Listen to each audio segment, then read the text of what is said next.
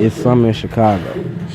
Just blocked from the Game Boys in Little Village in North Lawndale, students from both neighborhoods gathered together because this year they've been taught that their voice can make a difference. Yeah, you guys have authority. If you see someone doing something they're not supposed to do, you can say, nah, I'm one of the organizers of this.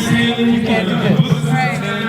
Zenny is an alumni and student teacher of the Fulfill the Dream program, a program that uses hip-hop culture to help students develop their voice, identify their dreams, and overcome the internal and external obstacles to fulfilling those dreams. I actually got to teach the curriculum. I went through a training, and throughout these 4 years, actually, it made me develop into like the person I am now.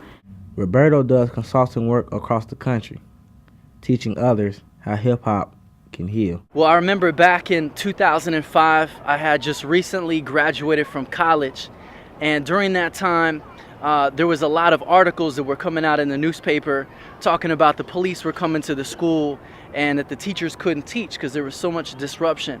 And I remember during this time, some friends and I, we had an idea, and we thought, what if we could help them to begin to process through that trauma and that grief using hip-hop? Born into a family of hustlers, and the crazy thing is, one of my aunties was their best customer. Ernest went on to graduate from high school and now attends college. This is the sort of impact that educators who have used the Fulfill the Dream curriculum have come to expect. Oops, shoot, don't go. I'm recording you.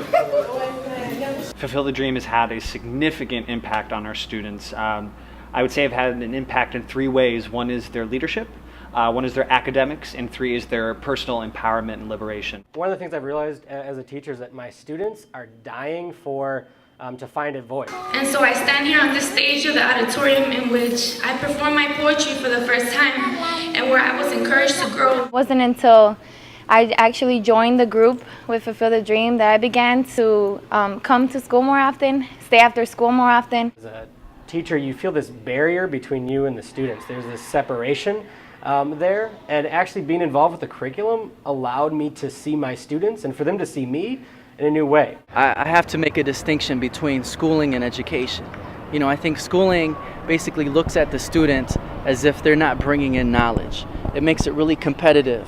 It's really about retaining information that's not always useful to a young person's life.